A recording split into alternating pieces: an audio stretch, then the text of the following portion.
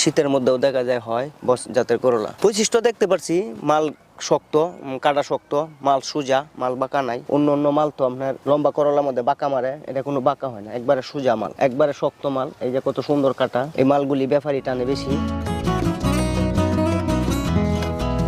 এই যে সনাতন পদ্ধতিতে করছে, এর সর্বোচ্চ আপনার গভীরতা আছে 3 ইঞ্চি। আর আমি যে মালচিং করলাম, স্মার্টে করলাম, ওটা আপনার গভীরতা আছে আপনার উপর থেকে নিচ পর্যন্ত 12 ইঞ্চি। 12 ইঞ্চি যদি হয়, এর খাদ্য পাইবো সর্বোচ্চ 1 ইঞ্চি, আর আমার গাছে খাদ্য পাইবো 12 ইঞ্চি। এই সুবিধাগুলো স্মার্ট পদ্ধতিতে পাওয়া যায়। আর আমার গাছ এখন থেকে শুরু করে বুড়া হওয়া পর্যন্ত একইভাবে সে চলবো। খাদ্যের কোনো ত্রুটি নাই, রসের কোনো ত্রুটি নাই। ও গাছ তো বাঁচে একমাত্র রস দিয়া। আপনি যখন দেখবেন সবসময় আর্দ্রতা ধরায় রাখবো, তখন গাছের গ্রোথ থাকবো আলাদা। আর এক সময় শুকায় যাইবো, এক সময় আবার পানি পড়বো, এটার মধ্যে গাছ কিন্তু আপনার আবার রস কিছু কমাইবো, আর গাছের আর্দ্রতাও কম থাকবো। স্মার্টের অনেক সুবিধা আছে, যা কোনো বলার কোনো শেষ না। আপনার এটা যদি ওষুধ দেওয়া লাগে 5 দিন, ওইটা আমি 3 দিন দিয়া সেপারেট করতে পারবো।